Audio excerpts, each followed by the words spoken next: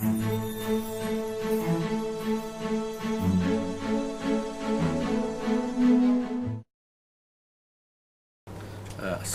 warahmatullahi wabarakatuh. Terima kasih pertama saya ucapkan kepada Manis FM yang telah memberi peluang kepada saya pagi ini untuk ke udara.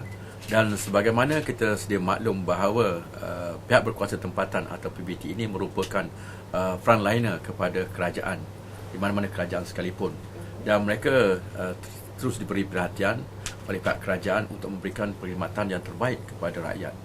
Justru itu, kerajaan negeri telah membelanjakan sekitar hampir 50 juta setahun untuk menjaga kebersihan kawasan-kawasan di bawah PBT seperti memotong rumput, mencuci longkan, mencuci jalan, sampah dan sebagainya. Namun demikian, usaha yang dilakukan oleh PBT ini tidak terhenti di situ saja tanpa adanya sokongan daripada rakyat. Kerana kita lihat rakyatlah sepatutnya turut sama memberi sumbangan ke arah menjaga kebersihan parit tersumbat, longkang tersumbat ataupun jalan dan sebagainya. Kerana kita lihat hari ini, kalau waktu pagi kita melalui bandar-bandar atau pekan-pekan di tengah, semuanya bersih. Tapi pada waktu tengah hari atau petang kita pulang nanti, nampak masih banyak sampah sarat, kotak minuman, kotak air dan sebagainya. Ini menggambarkan bahawa pengguna jalan raya kita sendiri yang tidak prihatin, terutamanya kalau kita lihat di traffic light kita, ada potong rokok, kotak-kotak minuman dan sebagainya. Ini menggambarkan bahawa sikap pengguna kita yang tidak bertanggungjawab dan turut sama mereka peranan menjaga, memastikan kebersihan kita. Begitu juga dengan longkan-longkan kita. Kita ada program pembersihan longkan, kontrak yang kita keluarkan. Tapi andainya mereka pengguna yang tinggal di kawasan bandar atau persekitarannya mencampakkan sampah sarat di mana tempat atau dari longkan, dan bila hujan lebat datang, sudah tentu sampah sarat ini akan mengalir ke longkan tersumbat, dan kesannya kembali kepada pengguna atau masyarakat itu sendiri.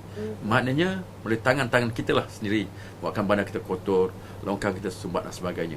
Jadi justru itu saya pohon kerjasama daripada rakyat seluruh negeri Terengganu itu supaya mengubah sikap, supaya memainkan peranan untuk sama memainkan peranan untuk menjaga kebersihan. Sebab itu saya lihat bahawa dalam keadaan masyarakat kita ini ada beberapa golongan. Satu golongan iaitu mereka yang sukakan kebersihan, keindahan. Di rumah mereka bersih, di luar juga mereka bersih. Sekitar rumah mereka bersih, dalam rumah mereka bersih. Ini merupakan golongan yang paling kita kendaki. Tapi ada golongan kita, di rumah dia bersih, di luar dia tak bersih. Dia campakkan sampah, dia kereta dan sebagainya. Dan ada golongan yang ketiganya, di rumah pun tak bersih, di sekitar orang ramai pun tidak bersih. Ini golongan yang paling kita kecewa sekali lah.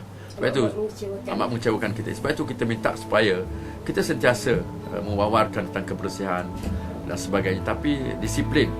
Sebab itu perbezaan, saya sering menyebut perbezaan antara negara maju, negara yang kurang maju atau baru ialah kebersihan.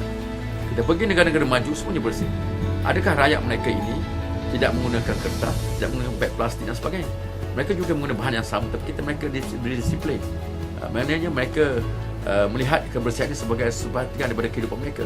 Apatah lagi kita orang Islam, kebersihan sebagai beriman, tapi kita tak amalkan. Saya masih rimas sekiranya kalau datang musim rambutan.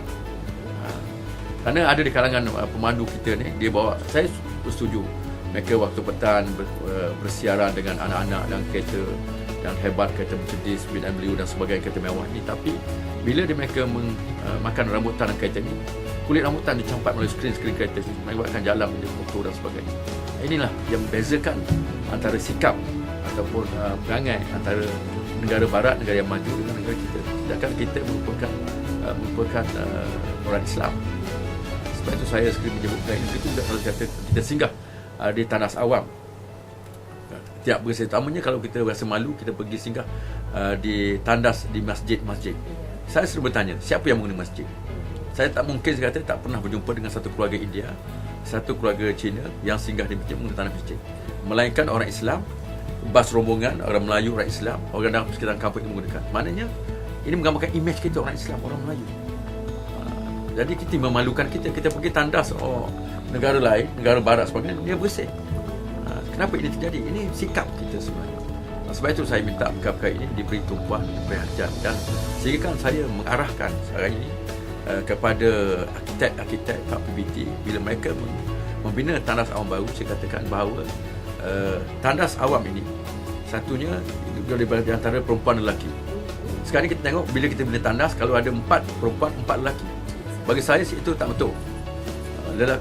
Perempuan mesti lebih pada lelaki. Sama ada 50%, kalau lelaki 4, perempuan 6 atau boleh 8 sekali ganda. Dia kata masih yang digunakan oleh wanita itu lama. Mereka kadang wanita suka kata orang sering kali menggunakan tandas dan sebagainya. Macam lelaki ni tak kisah. Dia saya tak tahan sangat, dia suruh bah berhenti je. Kalau perempuan tak boleh. Begitu juga perempuan sendiri dia masih digunakan. Orang lelaki ada yang berdiri, ada sekejap je. Tapi perempuan dia pun kena pakai satu makan masa. Lepas tu dia kata tak betul dari segi perancangan yang dibuat itu. Sebab sekarang sedang arahkan semua arkitek dan juga pihak BT bila buat tandas awak kena pastikan bahawa bagi tandas perempuan at least 50%. Tapi sebaik-baik sekali ganda daripada kaum lelaki. Dan juga